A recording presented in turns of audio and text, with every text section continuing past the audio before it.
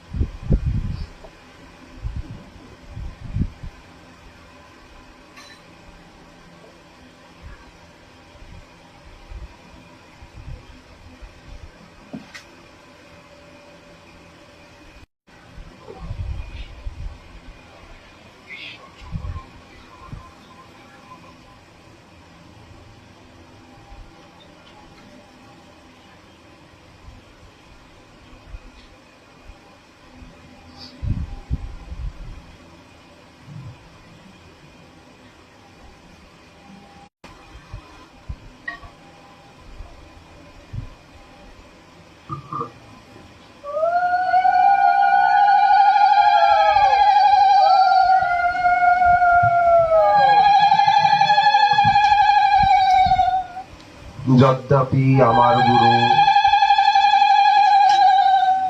চৈতন্যের দাস, তথাপি জানিয়ে তিনি তাহারই প্রকাশ।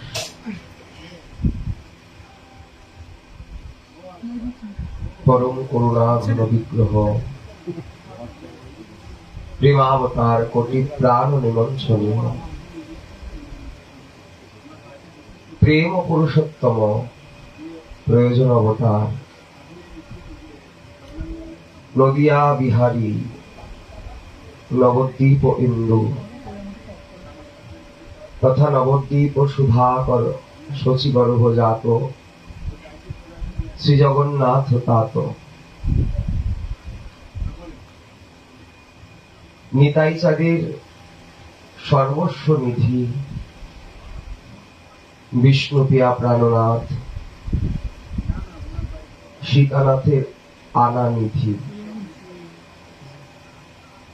গদাধরের প্রাণ বধুয়া শিবাশয় অঙ্গনে নাটুয়া, ঠাকুর নরহরির চিতচূড়া, ঠাকুর ধনঞ্জয়ের সর্বস্ব ধন। সেই অকৃপণ প্রেমদাতা আমার প্রভুর প্রভু শ্রী শ্রী গৌর সুন্দরের অহৈতুকী কৃপানুকম্পায় তাহারই কৃপা শক্তি বলে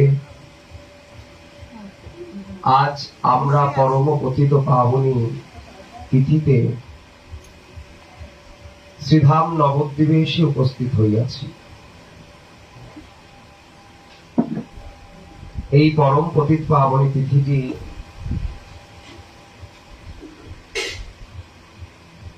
শ্রী ভগবান তিনি শ্রী গুরুরূপে তথা গুরু দত্তরূপে প্রকটিত হয়েছিলেন। সেই তিথির আরাধনায় শ্রী গৌর সুন্দরের পাদপদ্মে এসে উপস্থিত হইয়াছে। এই যাবৎকাল বিগত বহু বৎসর কলিকাতা মহানগরীতে এই গুরু পূর্ণিমা তিথি মহামহোৎসব অতি সমারোহের দ্বারা পালিত হইত। বহু ভক্ত, বহু শিষ্যবর্গেরা শ্রী গুরু মহারাজজির চরণ সমীপে এসে এই তিথিকে আরাধনা করতেন। শুধু এই গুরু পূর্ণিমা তিথি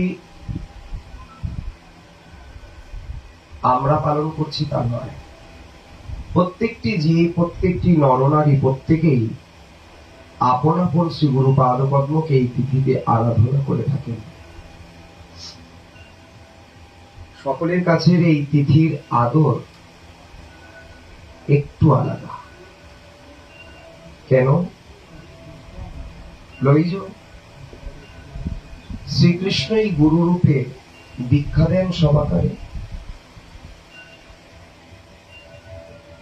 এই তিথিতে ভগবান শ্রীকৃষ্ণই গুরুরূপে আবির্ভূত হয়ে জগৎজীবকে দীক্ষা মন্ত্রাদি দিয়ে জীবের কাছে গুরুরূপে পূজিত হচ্ছে।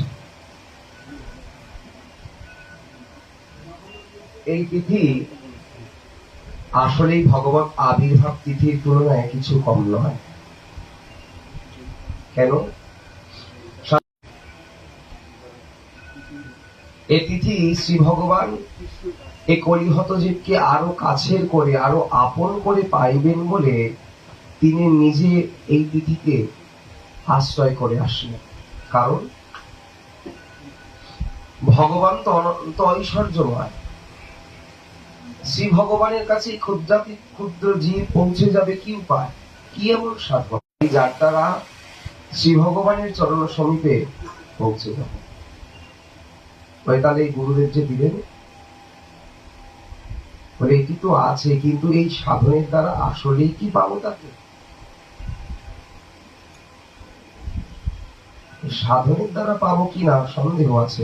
তবে যৎ কৃপাতমহং বন্দে পরমানন্দ মাধব, যেইক্ষণ তোমার কৃপা হবে সেইক্ষণে আর অপেক্ষা থাকবে না। যৎ কৃপাতমহং, ভগবত কৃপায় শ্রী গুরুদেবের চরণ দর্শন বা প্রাপ্তি। কারণ আমরা সাধক জীবনে বালক অবস্থায় বা শিশু অবস্থায় কেউ প্রথমে আমরা কখনো শ্রী ভগবানকে আরাধনা ছাড়া গুরু পাদপদ্মের খোঁজে যাই না। ছোট থেকে মানুষ করে কি, ছোটবেলায় শিশুরা বাড়িতে কোনো ঠাকুর, কোনো যে কোনো দেবদেবীর মূর্তি থাকলে তাকে নিয়ে সেবা পুজো করে। খেলার সাথী মানে হচ্ছে ঠাকুর। ধীরে ধীরে তারা যখন একটু বড় হতে থাকে, বাড়িতে ঠাকুমা দাদু কিংবা মাতা পিতা বা অন্য কোনো পরিজনের সংস্পর্শে এসে জানতে পারে শ্রীগুরু চরণাশ্রিত হতে হয়, আর শ্রীগুরু চরণাশ্রিত হয়েই ভগবত ভজন করতে। এই যে সংস্কারটা কোথা থেকে নয়, যে ছোটবেলায় শুদ্ধ চিত্তে ভগবানকে নিয়ে খেলতো, উপাসনা করতো, ভালোবাসতো। ওই ঠাকুরজিকে নিয়ে খাটে শোবে, একটা ছোট গাড়ি কিনে তার মধ্যে গোপালকে নিয়ে বসিয়ে চড়াবে ছোট শিশুটি। মানে তার মধ্যে এই শুদ্ধ শিশু সুলভ চিত্তে যে ভালোবাসা, অনুরাগটা, সেটি দেখা যাচ্ছে এই শিশু। ওই যে শুদ্ধ চিত্তে শ্রী ভগবানকে ছোটকালে ভালোবাসলেন, ভগবান তার চিত্তের মধ্যে নিজে আবিষ্ট হয়ে, কারণ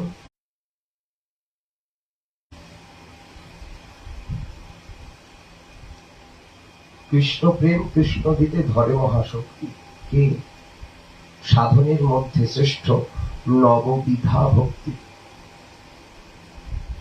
সাধুর কাছে না গেলে শ্রবণ করবো কোথায়? নববিধা ভক্তির প্রথমেই হচ্ছে শ্রবণ, তারপরে কীর্তন। না শুনলে তাকে কীর্তন করবো কি? শুনিনি তো, জানি না কীর্তন কি করবো। আর শুনেছি কোথায়?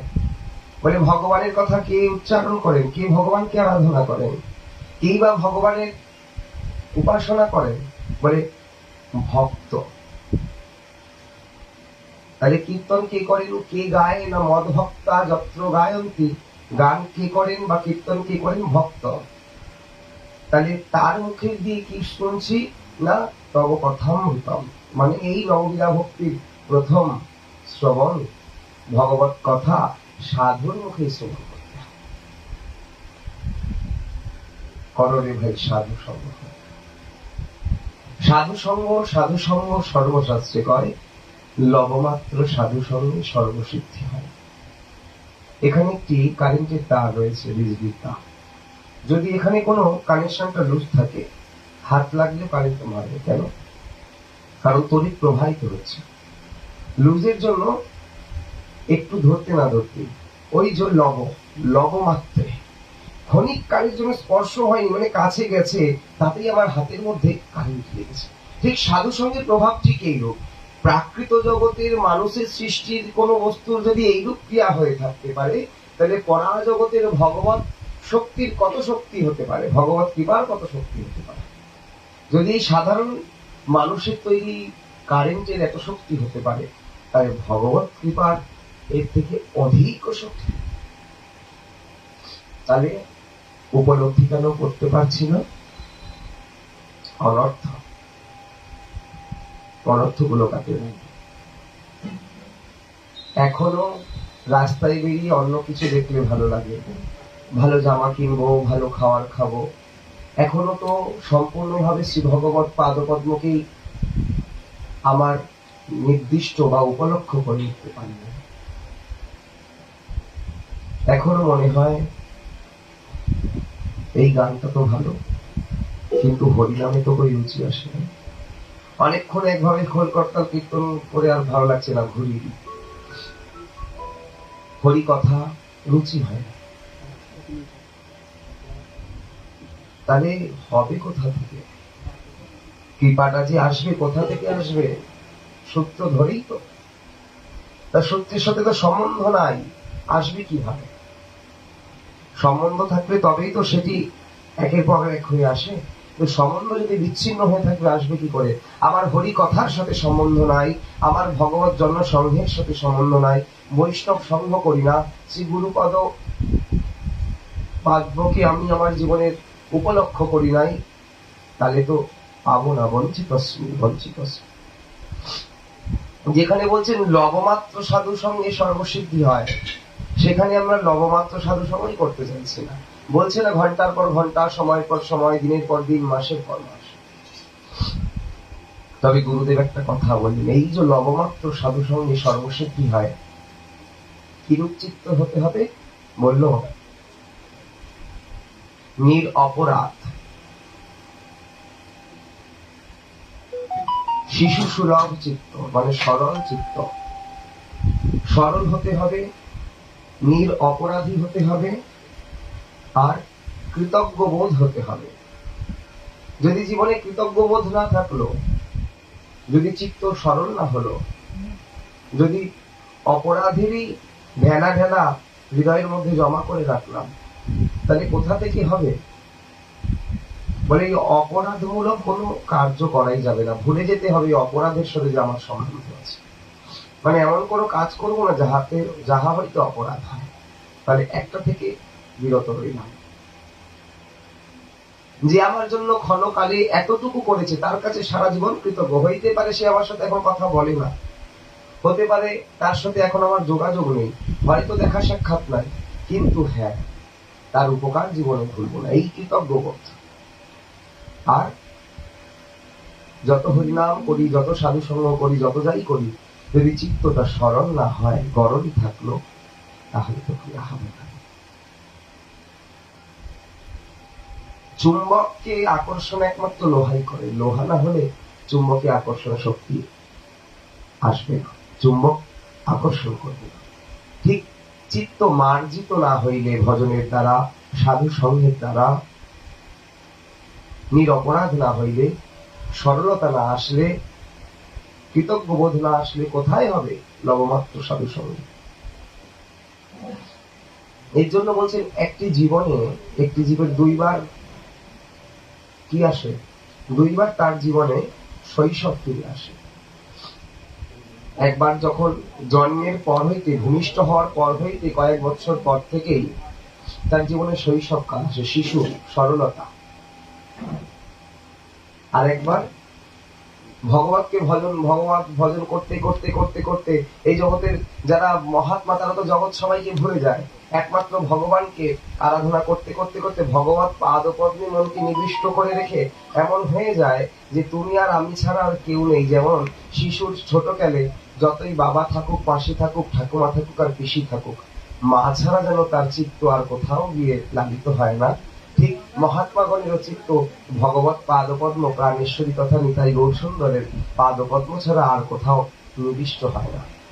ঠিক শিশুর মতন হয়ে যায়, একমাত্র আশ্রয়স্থলই হয়ে ওঠে ভগবত পাদপদ্ম। ঠিক একবার জীবনের প্রথম পদার্পণে, আর একবার জীবনের শেষ চরণে গিয়ে, এই দুইবার জীবনে শৈশব ফিরে আসে। কেন? বলে সাধক সাধন করতে করতে যখন সিদ্ধস্থলে চলে যায় তখনই তো শৈশব আসে আবার জীবনে প্রথমে, কারণ তখন মনে কোনো ব্যাস থাকে। যদি অনেক মহাত্মাগণ বাইরে অনেক কিছু বাইরে দেখালেও বিপত্তি তাদের সেরকম নয়। অনেক সাধুর মুখে শুনেছি কিছু কিছু মহাত্মার চরিত্র নারকেলের মতো। নারকেল মানে নারকেলের যেমন ভিতরে একটা আবরণ, সেটিকে সরালে আরেকটি ভিতরে শক্ত আবরণ।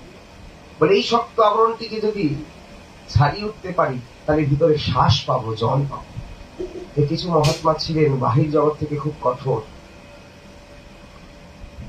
কিন্তু তাদের সঙ্গ না করলে, তাদের ভিতরে প্রবেশ না করলে তাকে জানা যায় না। অনেক মহাত্মার চরিত্রে জানা যায় বাইরে থেকে কঠোর, বজ্রের মতন দেখতে, কিন্তু হৃদয়টা মাখনের মতন। সন্ত হৃদয় নবনীত সমানা। যারা এই যুগে সাধু পদবাচ্য ধরে এসেছেন তাদের প্রত্যেকের হৃদয়টাই হচ্ছে মাখনের মতন, নবনীত সমানা।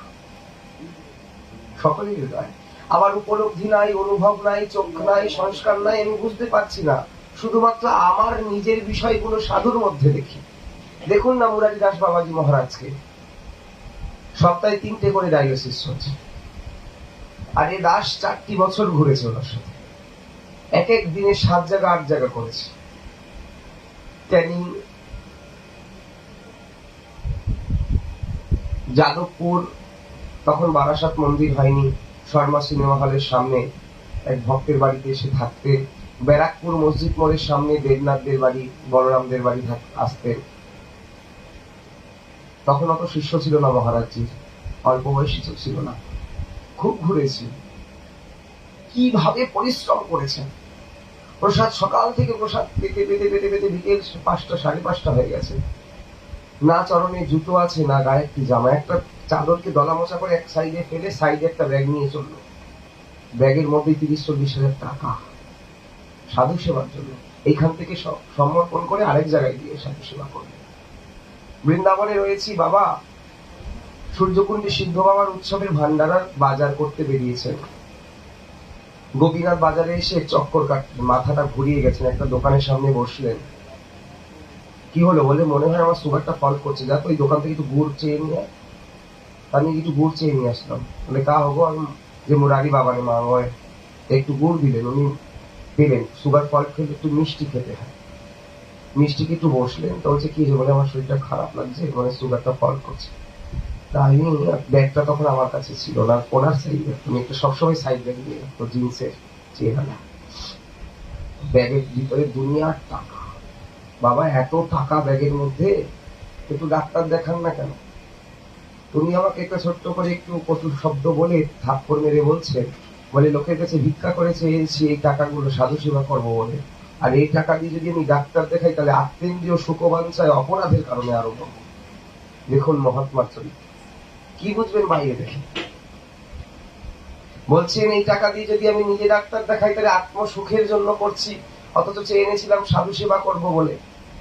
তাহলে তো আত্মসুখের কারণে টাকাগুলো সেবা নিজের জন্য লাগালে আমি তো অপরাধী হব। এইরূপ দেখেছি সাধুদেরকে, বাইরে একরকম কিন্তু ভিতর আবার অনেক সাধুর বাহির ভিতর, যেমন রামকৃষ্ণ দাস বাবাজি মহারাজ বর্তমানে আছেন, উনি ছিলেন আমাদের কৃষ্ণদাস বাবাজি মহারাজ। এত বড় পণ্ডিত, কতবার স্বর্ণপদক পেয়েছে। জলটা পর্যন্ত শিষ্যের কাছে চাইতো না, নিজে উঠে নিয়ে আসত, একদম শিশুর মতন, একদম শিশুর মতন। একবার নিয়ম সেবায় রাধাকুণ্ডে ওনার আশ্রমে একটু প্রসাদ পেতে বলেছেন হরিচরণ দাদা, বাবা রয়েছেন ওনার। বাংলাদেশ থেকে কিছু শিষ্য, বাংলা থেকে শিষ্যরা এসে বলছেন, বাবা আজকে তো অন্নকূট, আমরা তো গৌরবর্ধন সেরকম দেখি না, একটু দেখার খুব ইচ্ছা। যাবে, চলো চলো, এখনই চলো, সবাই প্রসাদ পাবে। একটা বেজ বলছে যে ওনাদেরকে নিয়ে বাবা চলে গেলেন, প্রসাদও পেলেন না। হরিচরণ দা ফোন করছেন, দাদা বাবা বলে, বাবা এরকম ভাই ঘুরে আসলো, বাবা প্রসাদ পাবেন না? বলে পেলাম তো, মানে সকালের প্রসাদটা একটু বেলা করে একটা রাজভোগ পেয়েছিলেন, ওই একটা রাজভোগ পেয়েছে, দুপুরে হয়ে গেছে, আর খিদে নিল না। আর শিশুদের মতন শিষ্যদেরকে নিয়ে গাড়ি করে একটু করে ঘুরে চলে আসে। মানে আমি যে গুরু, আমি যে গূঢ়তত্ত্ব সেইটাই। প্রকৃতার্থে গুরুদেবের স্বভাবই তো এরকম, কারণ মহাজন বাণীতে বললেন, গুরু বিনা বন্ধু নাই, নিতাই বিনা দয়াল নাই, নাম বিনা সাধন নাই, আর প্রেম বিনা ধর্ম নাই। আমরা তো প্রেমের ধর্মে দীক্ষিত। গৌরীয় বৈষ্ণব গৌরাঙ্গ মহাপ্রভু এসেছেন আমাদের কুলের ঠাকুর হয়ে, তাই ফুলিয়ে বলি আমরা গৌরীয়, আমরা গৌরিয়া। নাইলে তো উনিও প্রেম পুরুষোত্তম, ওনার মূল মন্ত্রই তো প্রেম। সকলকে এক আসনে বসিয়েছেন, সকলকে একসাথে নিয়ে চলেছেন। তাহলে আমরা কার ধর্মে দীক্ষিত? না, প্রেমের ধর্মে, প্রেমের মধ্যে। তাই গুরু বিনা বন্ধু নাই। দেখুন না কত সুন্দর, তিনি চেনেন না, দেখুন কত গূঢ় বিষয় আছে। দেখলে দেখা যাবে শিষ্যরা হাত ধরে গোবর্ধন পরিক্রমা করাতে নিয়ে গেলেন। শুধু তাই নয়, শ্রী গুরুদেব শিষ্যকে হাতে ধরে কৃষ্ণকে চেনাচ্ছেন, এই ব্রজেন্দ্র নন্দন কৃষ্ণ, ভজ তাহার চরণ। আমরা তো দেখছি গুরুদেব ঘুরিয়ে নিয়ে আসলেন না, তিনি ভগবত পাদপদ্মকে দর্শন করাচ্ছেন, চেনাচ্ছেন, বোঝাচ্ছেন। এই অনাদির আদি গোবিন্দম সর্ব কারণে কারণ, এই তো গুরু। রাধা কৃষ্ণদাস বাবাজি মহারাজ কাম্যবনে থাকতেন, অদ্বৈত পরিবার আশ্রিত। উনিও প্রভুপাদ আনন্দ গোপাল গোস্বামীর ধারাতেই আশ্রিত ছিলেন সম্ভবত। ওনার কাছে গিয়ে কেউ ওনাকে প্রথমে দণ্ডবোধ করতে পারতো না। ওনাকে যদি গিয়ে বাবা বলে কেউ হাতটা জোর করেছে, তার আগে উনি দণ্ডবোধ করে ফেলতেন তাকে। সব সময় না, আমার কাউকে কখনো খালি মুখে ওনার আশ্রম থেকে ফিরতে দেয়নি। কাম্যবনে থাকতেন, ছোট্ট কুটিয়া, যা আছে ঘরে দিয়ে দিতে। হৃদয়ানন্দ বাবা কথা বলতে বলতে আবিষ্ট হয়ে যাচ্ছেন লীলার মধ্যে। চন্দ্রশেখর বাবা শুয়ে থাকতেন, বসেও থাকতে পারতেন, এক জীবনে এত বৈরাগ্য করেছেন। এই চন্দ্রশেখর দাস বাবাজি মহারাজ কলকাতা মহানগরী পাটবাড়ি আশ্রমের প্রাণ পুরুষ শ্রীপাদ রামদাস বাবাজি মহারাজের চরণাশ্রিত প্রথম শিষ্য মধ্যে উনি আরেকজন। রজনী দাস বাবা মহারাজ এবং গৌরাঙ্গ দাস বাবাজি মহারাজ দুজনের একই সাথে প্রায় দীক্ষা হয়। তা হয় রজনী বাবা বড় বা গৌরাঙ্গ বাবা বড়, মানে প্রথম শিষ্য তৃতীয়। এই গৌরাঙ্গ দাস বাবা মহারাজের চরণাশ্রিত চন্দ্রশেখর দাস বাবা। এই গৌরাঙ্গ দাস বাবার আশ্রিত চন্দ্রশেখর বাবাকে যখন দীক্ষা দেন, তখন শ্রীপাদ বাবাজি মশাই প্রকট লীলা, উনি বৃন্দাবন লীলায় রাসের কীর্তন করতে এসছেন। চন্দ্রশেখর বাবা ছোটকালে শ্রীপাদ বাবাজি মহারাজের কোলে বসে কীর্তন করেছেন, আর দেখেছেন বাবাজি মশাই সেই অনুকম্পা, কীর্তনের মধ্যে চোখ থেকে পিচকারির মতন জল। এই চন্দ্রশেখর বাবা এই প্রকট লীলা পর্যন্ত শ্রীনিবাসাচার্য প্রভুর সূচক বা কোনো সূচক কীর্তন, উনি ওনাকে ধরে রাখতে হতো, বসে থাকলে পারতেন না, বসে মালা করতেন না, ধরে থাকতেন, শুধু কাঁদতেন। আর ওই যেই মানুষটা হাঁটতে পারতেন না, শুয়ে বসে থাকতে পারতেন না, কীর্তন শুনতে শুনতে এক জাম্প দিত। কি করে সম্ভব হতে পারে এটা? কীর্তন শুনতে শুনতে সেই মানুষটা জাম্প দিত, হানি গাই করে মূর্ছিত করে যেত। এইরকম ভাবে চন্দ্রশেখর বাবাকে দেখেছি, এই দাস চোখে দর্শন করেছে। তিনি করি প্রভুর শিষ্য কৃষ্ণদাস বাবা মহারাজ। আসলে এই সাধুগণের কথা বলি, এরা প্রত্যেকেই গুরুতত্ত্ব। তাই শুধুমাত্র যেন নিজের গুরু স্বরূপকে তুলে ধরলে কেমন যেন একটা সার্থকপরের মতন হয়। এই জগতে যত গুরু স্বরূপ সকলেই তো নিত্যানন্দ রূপ, আর গুরুদেব তো নিত্যানন্দ স্বরূপই বটে। আচার্যাং মাং বিজানিয়ে বিমতে নকহিচিং মত্তবদ্ধ সহিত সর্বদেবময় গুরু। আমারই তো গুরু সত্তার স্বরূপ সকলের ভিতরেই রয়েছে। উড়িয়া কৃষ্ণদাস বাবা মহারাজ শরীরে উড়িয়া ছিলেন, দুধের রঙকেও বলতেন যে দূরে থাকো, এত পরিষ্কার গায়ে। বিম্বফল নামে শুনেছিলাম, প্রত্যক্ষে কখনো দর্শন হবে কিনা জানি না, তবে উড়িয়া বাবার ঠোঁটগুলো দেখে মনে হতো বিম্বফল তাকে মনে, লাল টকটকে ঠোঁট দুটো, শ্রীকুণ্ডের রজে তিলক, সাদা ধবধবে বস্ত্র, সবসময় গুরুদেবের মতন সাদা ছাড়া জীবনে অন্য কোনো কাপড়, সুতি কাপড় পরে থাকতেন। শেষকালে উনিও বসে থাকতে পারতেন না। বাবা ভালো আছেন? কেমিতি অচ্ছন্তি? উড়িয়া ভাষায় বলতে, মুই ভালো আছি, মুই ভালো আছি। কেতেটা বলে কেটা, মানে জোরে অনেক, সে বহুত জোরে আছে, গোটে হাতিকে ধরে ফেঁকি দিব, একটা হাতিকে ধরে ফেলে দিতে পারবো এরকম শক্তি আছে, অত শুয়ে আছেন তিনি। এটা কি বলে রসিক মহাত্মা। কিভাবে উনি রসিকতা করে বলছেন যে একটা হাতির ছবি এঁকে দাও না, যার ছবি সেই তো এটা, তা হাতির ছবিতে পারতো কি, ছবিটা ধরেই ফেলিয়ে দেবো, এরকম করে রসিকতা করছে। আর ওই বাবার কাছে রাধারানীর একটি হাতের লেখা আছে, টোটা গোপীনাথের এক ঘটনা, খুব ওই কান্তিক রাধাচরণই কনিষ্ঠ। উড়িষ্যাবাসী শরীর আর টোটা গোপীনাথে যেহেতু তিনকড়ি প্রভু থেকে ভজন করতে, টোটা গোপীনাথের দীর্ঘদিন সেবা করেছেন তিনকড়ি প্রভু, ওইখানে গিয়ে উনি থাকতেন দেশাশ্রিত হওয়ার পরে। উনি খুব স্নেহ করতেন। গুরুদেব মহন্ত যখন হলেন তখন উনি উড়িষ্যায়। ওনার সাথে একদিন কথোপকথনে উনি আমাকে উৎসাহিত হয়ে বলছেন, চেয়ারে বসে আছেন, রৌদ্র পোয়াচ্ছেন শীতে, বলছেন যখন আমি শুনলাম মহারাজজি মহন্ত হয়েছেন, আমি উড়িষ্যায় টোটা গোপীনাথের সামনে দাঁড়িয়ে কেঁদেছি খুব, যে একজন যোগ্য দাসীকে তুমি নিজের চরণে আশ্রয় দিয়েছো, এত সুন্দর আসন দান করেছো। ঠিক এই শব্দ বলেছিলেন উড়িয়া বাবা আমাকে। আমরা কত খুশি ওনাকে আচার্য হয়ে পেয়ে। উড়িয়া বাবা বলেছিলেন, আজ উড়িয়া বাবা থাকতে ওনার মুখে গুরুদেবের অনেক কথা বলে, অনেক সঙ্গ করেছে। গুরুদেবের সঙ্গ আমরা যতটা করেছি তার থেকে বেশি মহারাজজি করেছেন। আমাদের গুরুদেব তিনকড়ি প্রভুর কত সঙ্গ করেছে সে কথা বলতে। উনি টোটা গোপীনাথ এই কোন একটা লিখতে লিখতে, ঠিক জয়দেবের মতন একটি ঘটনা ঘটে। লিখতে লিখতে টিফিনের ঘন্টা পরে প্রসাদে যায়, কিন্তু এই জায়গাটা কি লিখবো, ঠিক দুটো লাইন অন্য অক্ষরে অন্যভাবে উড়িয়া ভাষাতেই স্বর্ণাক্ষরের মতন উজ্জ্বল ভাবে যেন লিখে দিয়ে গেছেন। রাত্রে স্বপ্নাদিষ্ট হয়ে রাধারানী বলছেন, তুই ভেবে পাচ্ছিস না আমি লিখে দিয়ে গেছি। এখনো পর্যন্ত সেই মূল কপিটা চুরি হয়ে যায়, কিন্তু জেরক্সটা ওনার আশ্রমে রাধাকুণ্ডে পানি ট্যাঙ্কির কাছে গুরু কৃপা আশ্রম নামে ওনার আশ্রমটি প্রসিদ্ধ ছিল। এখন আশ্রমটি অনেক বড় করেছে। দামোদর দাসজি ওনার শিষ্য সেখানে মহন্তরী আশ্রমে, ওখানে গেলে দেখা যাবে রাধারানী। এই যে গুরু তত্ত্বের প্রকাশ যাদের মধ্যে হচ্ছেন, যারা সদগুরু পদবাচ্য, প্রত্যেকের ভিতরে এইরূপ অলৌকিক লক্ষণ।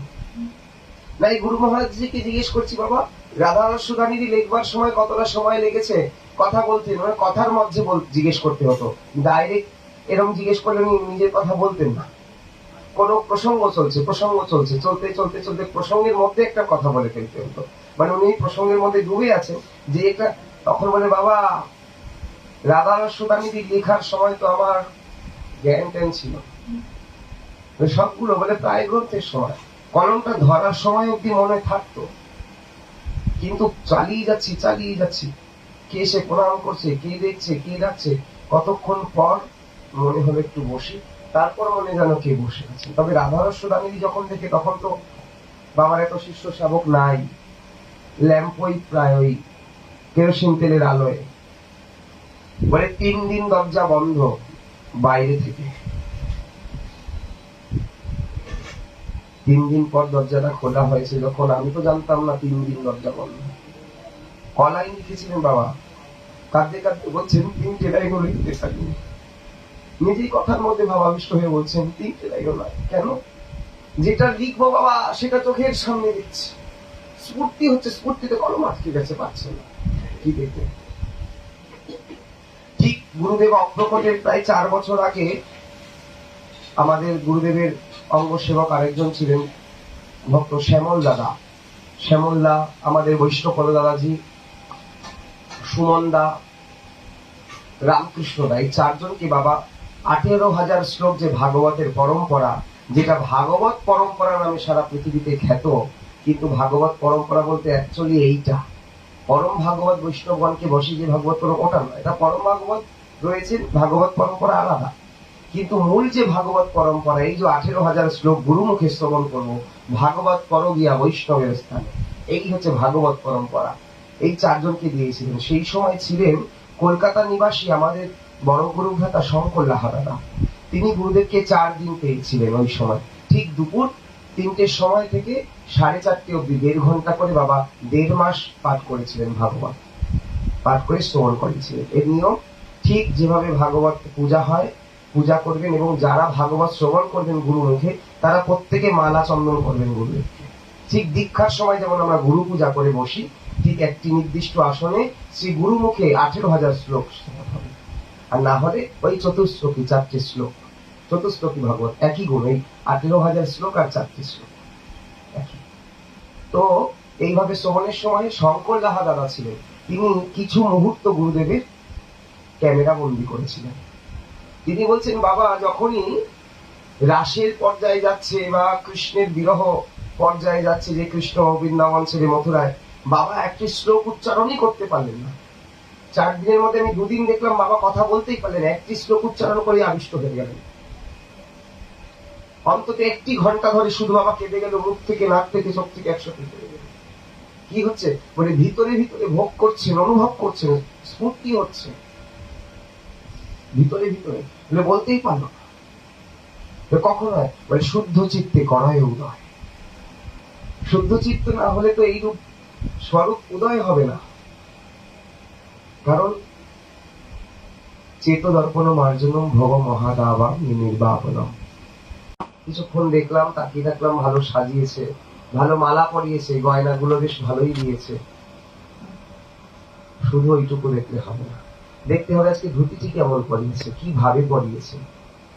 আমি যতক্ষণ ছিলাম কি কি মালা এসে গলায় দিল, কোন মালাটা সরিয়ে দিল, কতক্ষণ মাথায় কেশটা দিয়ে রাখলো, আজকে হাতে কতক্ষণের জন্য ওই মাখা সন্দেশগুলো দিয়ে রাখলো।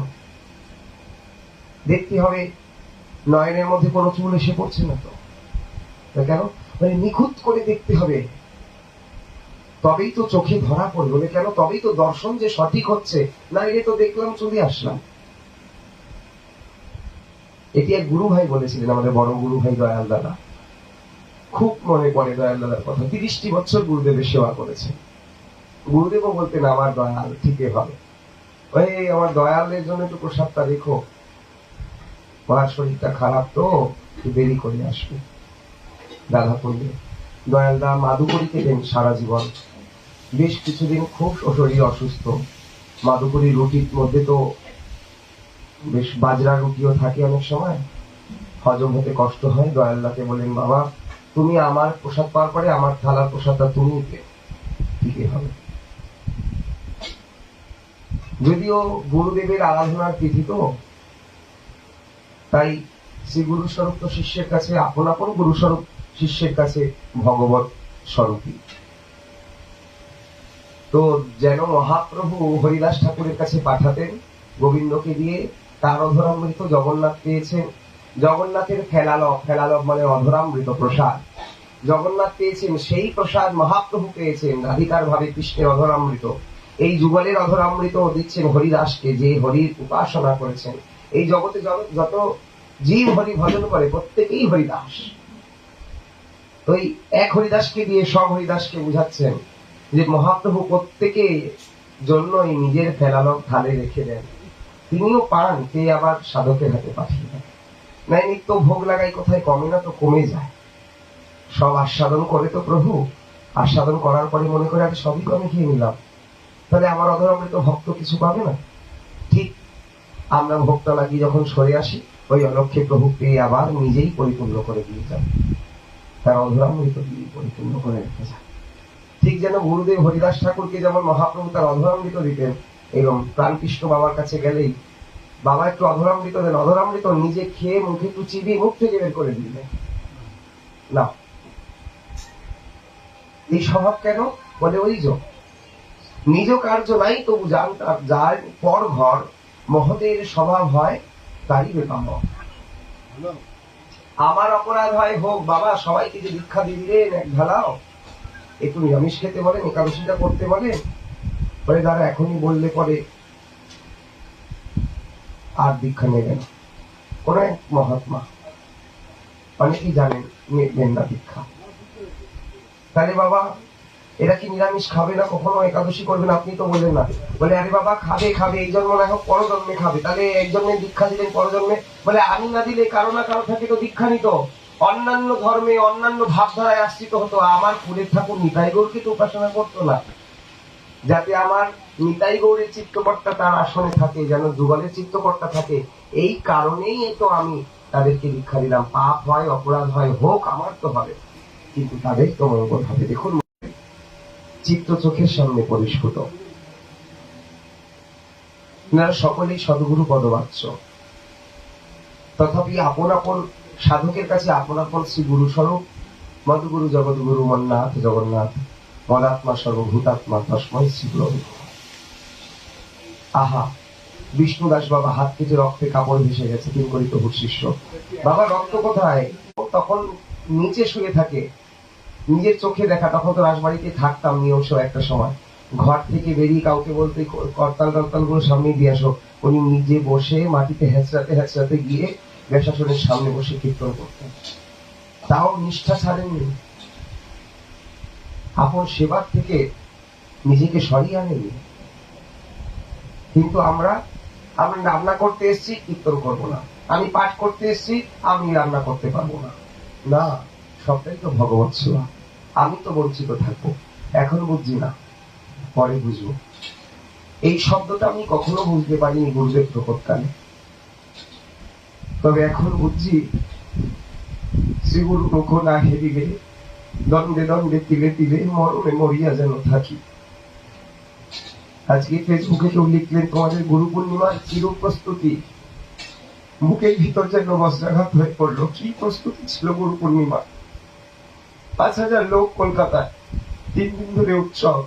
গুরুদেব পাঠ করবেন, যদুনন্দনদা পাঠ করবেন, অসিতদা পাঠ করবেন, নন্দদা পাঠ করবেন, সঞ্জীবদা পাঠ করবেন, বৈষ্ণব দাদাজি পাঠ করবেন, সকলে পাঠ করতেন। একটা মানুষও বসে থাকার সময় ছিল না। কি রসইয়া, কি কীর্তনিয়া, কি পূজারী, আনন্দ যেন বৃন্দাবন কেন ব্রহ্মাণ্ড এসে পড়েছেন ওই স্থানে। কারণ গুরু আরাধনা তিথি, শ্রী গুরুদেব আসবেন, কি আনন্দ! জুইমালাগুলো কিনে জুইমালাগুলো ছাড়িয়ে ছাড়িয়ে ঝুড়ি ভরে রেখেছি। ছোট্ট ছোট্ট ফুল ছড়াতে সুবিধা হবে। জোপাটি ফুলগুলো জমাট বেঁধে থাকে অনেক সময়, কিন্তু জুই ফুল ছোট্ট হালকা ফুল। বাবা গাড়ি থেকে নেমে অসমান ভবনে আসছে, 1st floor, 2nd floor, 3rd ফ্লোরের বারান্দায় ঝুড়ি ঝুড়ি নিয়ে 3 জন করে দাঁড় করিয়ে দেওয়া হয়েছে। উপর থেকে জুই ফুলগুলো ফেলা হচ্ছে, বাবার মাথায় ছাতার উপর থেকে ঠিক বৃষ্টির মতন জুই ফুলগুলো পড়ছে। ওই হলের মধ্যে গুরুদেব ঢুকছেন দিক থেকে এসে। দিল্লির কোন এক গুরু ভাই বলে, ও শ্রী সাধু গুরুদেব ভগবান কি যায় বলে উঠছেন। চিন্ময় মোহন গোস্বামী দাদা রাধারমন মন্দিরেরই এক গোসাই পুত্র। সেই গোস্বামী প্রভু নিজেই হাত ধরে ছেলেকে বাবার থেকে দীক্ষা দাঁড়িয়েছেন। তিনি সদগুরু, এনার থেকে দীক্ষা নাও, ব্রাহ্মণের অভিমান ছেড়ে। উনি এখন ব্রজেই বাস করেন, গুরুদেবের কথায় ভালো চাকরি করতেন। চাকরি ছেড়ে এখন শুধু ভাগবত কথা বলেন। চিন্ময় মোহন গোস্বামী বৃন্দাবনে বর্ষার দিকে যেতে কোশি বলে একটি জায়গায়, কোশিতে থাকে। গুরুদেব আসছেন, গুরু ভাই বোনেরা দুদিকে ভাগ হয়ে গেছেন। অপু শ্যাম দাদার তত্ত্বাবধানে গুরু পূর্ণিমা উৎসব।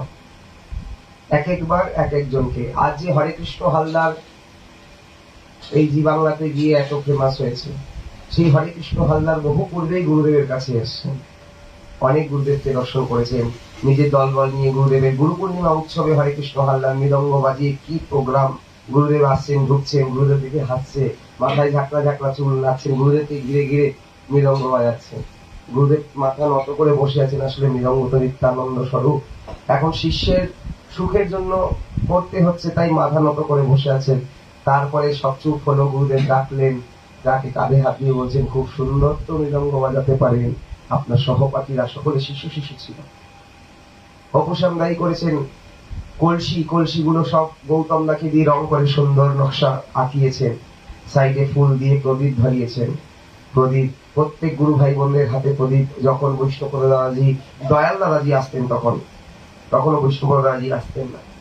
দয়াল দাদাজি আরতি করছেন বাবাকে, একই সময় সবার হাতে প্রদীপ দিয়েছে, যত ওই হলে গুরু ভাই বোন। পাখা বন্ধ করে দিয়েছে, এসি চলছিল, তাতে প্রদীপ নেবেন, সবার হাতে প্রদীপ।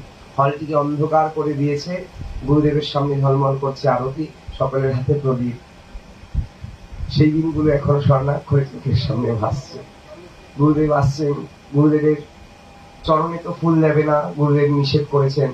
তাই একবার একটা মেশিন আনা হয়েছিল, মেশিনের মধ্যে ফুল দিচ্ছে, পাইপের মাধ্যম দ্বারা ফুলগুলো গুরুদেবের গায়ে পড়ছে। ঠিক এইভাবে গুরুদেব আসছেন, গুরুদেবের মাথার উপর গোলাপের পাপড়ি পড়ছেন। ওই সেই বাস্টিং করে ওইগুলো একবার গুরুদেব এরকম তাকিয়ে আছেন, দেখে হাসছেন, যে এইরকম বাৎসল্যতা করুণা সকল শিষ্যের প্রতি এখনো আছেন। তবে প্রত্যক্ষেই আছেন, চিত্রপট রূপে, আমরা পরোক্ষে দেখছি। কারণ গুরু তো তত্ত্ব, পণ্ডিতের মতন যতই বুঝাই না কেন, নিজের মন মানে না। চেয়ার থেকে ওঠার সময় কখনো যে সামনে থাকতেন, যে শিষ্যই উঠতে হবে, তার কাঁধে একটু ভর দিয়ে, আহা কত সুখ, গুরুদেব আজকে আমার কাঁধে ভর দিয়ে হাঁটছে। লঘু সংখ্যায় যাবে, অনেকক্ষণ বসেছিলেন তো হাতটা সোজা করে হাঁটতে কষ্ট, একটু ঝুঁকে হাঁটছে। বগলের কাছে একটা হাত, হাতে এরম ভাবে হাতে ধরে নিয়ে গেছি কতবার। যে কোনো কেউ থাকলেই এমন নয় যে সেবক, থাকতো শুধু। অনেকেরই সুযোগ হয়েছে, এক একটি দিক গুরুদেবের দর্শনের, এক একটি জিনিস থেকে শিক্ষণীয়। আজ এই জায়গাটা থেকে যদি গুরুদেবের কথা না বলি আর পারবো না বলতে। চশমাটা খুলে, অনেকেই জানেন গুরুদেবের এই প্রসঙ্গ, তাও বলি। বলরামদার কাছে চশমাটা খুলে হাতে দিয়েছেন, গ্রন্থের উপরে রেখেছেন। বাবা বলরামদাকে ডেকে রাগ করে বলছেন, এত বড় স্পর্ধা, আমার চোখের চশমাটাকে তুমি গ্রন্থের উপরে রাখলে? জানো না গ্রন্থটা স্বয়ং ভগবান? কিরকম শিক্ষা! গ্রন্থটা ভগবান, তুমি আমার চশমাটা খুলে গ্রন্থে কেন রাখলে? সরাতে বলি, সরিয়ে দিলেন। গুরুদেব জীবনে কখনো গ্রন্থের উপর কলমটিও রাখেনি। শিলংয়ে তো গুরুদেবের সাথে অনেকটা সময় কাটিয়েছি, শিলংয়ে 2 মাস কাটিয়েছি গুরুদেবের সাথে। তখন গুরুদেব কি করতেন, গ্রন্থ লেখা হয়ে গেল, ডায়েরি আদি সব বন্ধ করে কলমটিকে, পেনটিকে সাইডে রাখতেন। কখনো উপরে রাখতেন, উপরেও রাখতেন না, কখনো তার গ্রন্থের উপরে রাখতেন। আজ এই রূপ গুরুদেবের আদর্শ।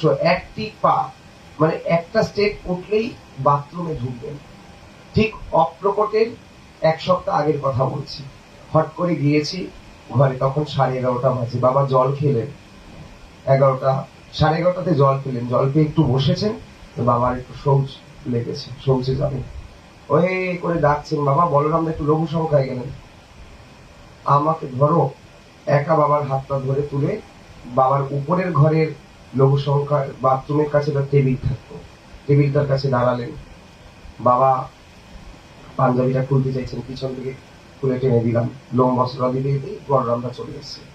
বলরামদা দেখি জিভে কামড় দিচ্ছে, বাবা লঘু সংখ্যায় যাবেন, এই সময় আমি ছিলাম না, ঠিকই ঘর।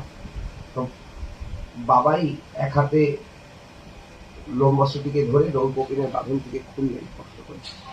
বলরামদা এই শেষ গুরুদেবের খুব অন্তরঙ্গ সেবা পেয়েছিলাম। বলরামদা বললেন, বাবা টুকপিটা টান নিচ থেকে টেনে নিয়ে আসলাম। বাঁধলেন লঘু সংখ্যায় এই লোম বস্ত্রটিকে, একটি খোল ঝুলিয়ে দিয়েছেন।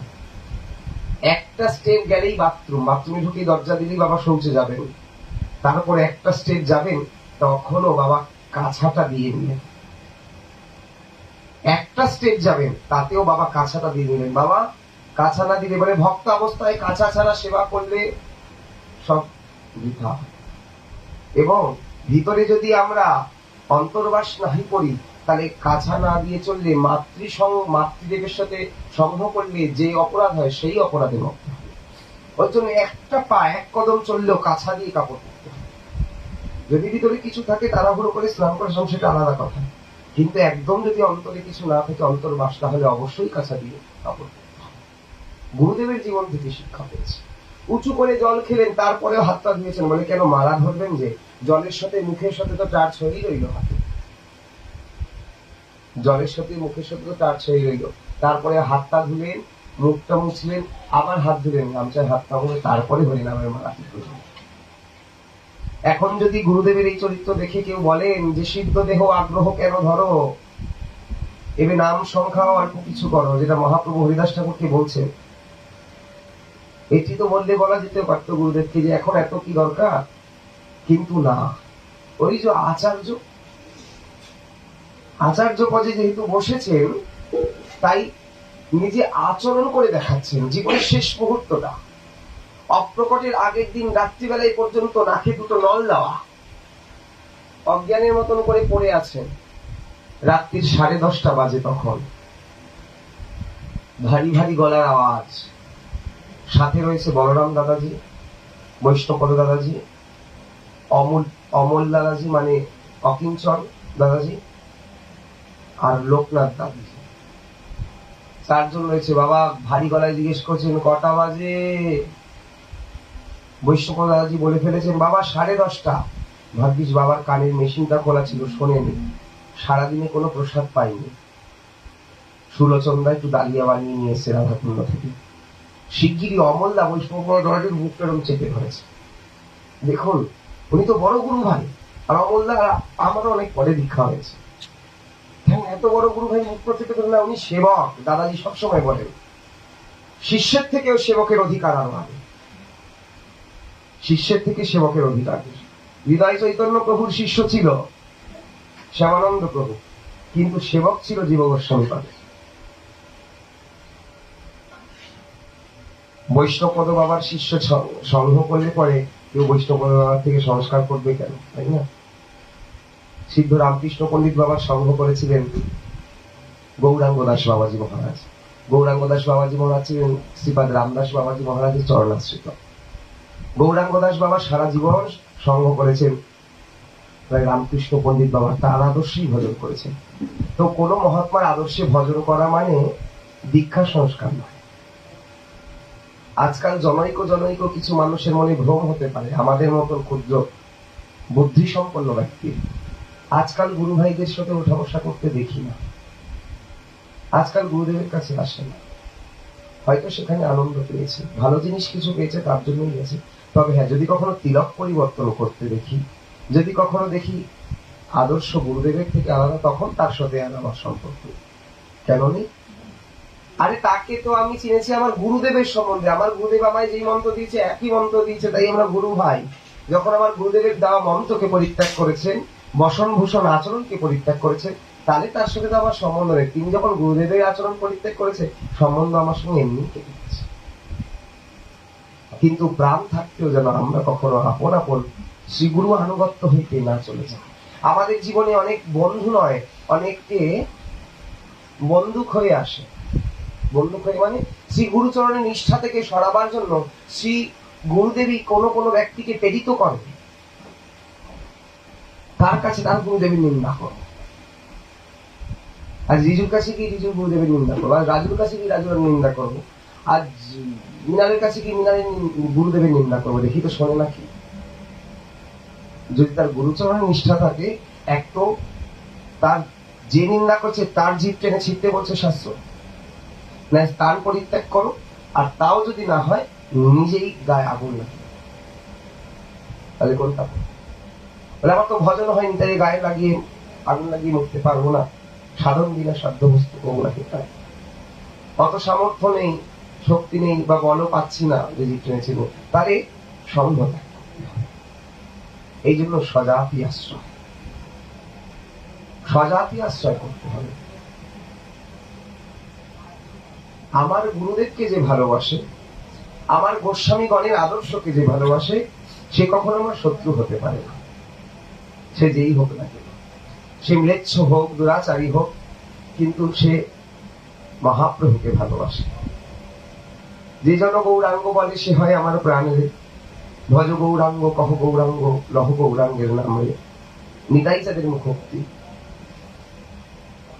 মহাপ্রভুর মুখোক্তি। যে জন শ্রীকৃষ্ণ বলে, সে হয় আমার প্রাণের। তাহলে আমার ভালোবাসার জনকে যে ভালোবাসবে, আমি তাকে ভালোবাসবো, আমি তার হয়ে যাব। ভিডিওটি আপনার ভালো লাগলে লাইক, কমেন্ট এবং সাবস্ক্রাইব করুন।